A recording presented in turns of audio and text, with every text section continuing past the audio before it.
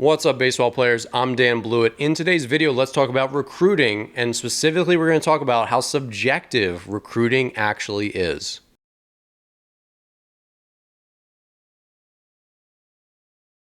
So if you're new here, I'm Dan Blewett. I'm a former pro pitcher. I'm the author of 4 books, including my latest, This Slump Shall Pass, which is a mental skills book for athletes of all ages and all sports. You can find that in the description below. And in today's video, let's talk about recruiting. Recruiting is much more subjective than you think.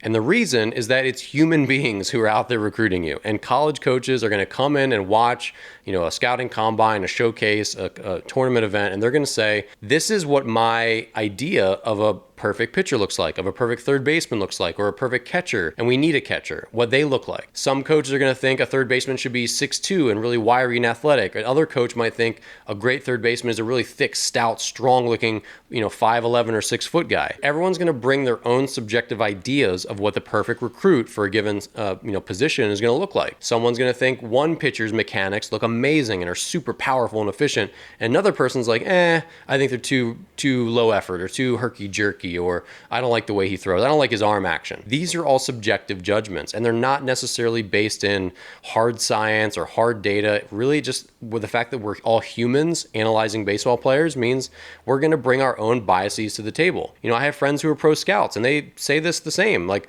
this is why they get multiple opinions on players, not just like one scout's opinion on a player before they draft them. It's multiple people are going to see this same guy so they can see if we have a consensus. So understand that there are really amazing players who might be recruited by Florida, but Vanderbilt takes a pass on them. And there's other players who Vanderbilt might take them, but Florida passes on them. And it's like, how could these two players who are, or the same player be passed on by one premium team and another team thinks they're amazing? It's because it's subjective, right? And even though you might be definitely qualified to play Division I baseball, there might be a huge list of teams that don't think you are, and then a huge list of teams who think you're amazing. Ultimately, you only have to impress one school, right? One school's got to sign you, and you've got to want to go there. That's how it works. You don't have to impress every single person out there. And just understand that if a school says, not for us, it could be for a myriad of reasons. It could be because they have, say you're an outfielder, and they have too many outfielders already.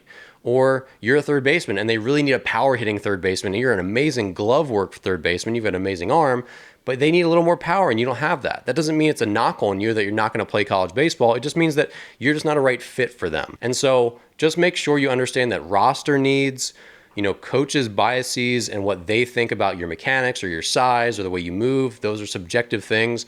Those are going to come into play. There's also, social proof. So if lots of schools really like this one player, that kind of makes another coach more likely to like them because he knows other people like him. Or if someone else says, I didn't like the way his arm was, didn't like his arm action, that might influence a coach negatively, even though there's nothing wrong with that player's arm action. There's just lots of the human element that goes into recruiting. So I just want you to remember this so that you're not discouraged if someone says, you're not for us.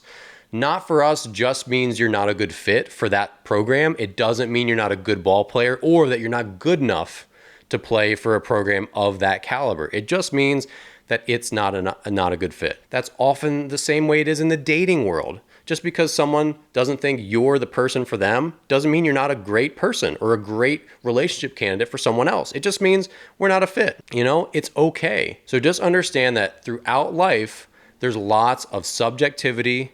There's a lot of fit requirements. There's a lot of roster requirements, whether it's a school, college, a roster, a baseball team roster, or even a job, a company roster. There's always all these different things that determine whether the fit is there. And don't let it discourage you. Just understand that you have to keep working, keep getting yourself in front of people, and eventually you're going to find that fit if you're good enough to play at the level that you want to play at. And that's all there really is to it. So hopefully this was helpful. Check out my online courses, my books, all that stuff you'll find in the description. Those are ways you can support the channel and continue to advance your own career in baseball. And if you have any questions or comments, be sure to leave them in the description below. Thanks again for watching, and I'll see you here in the next video.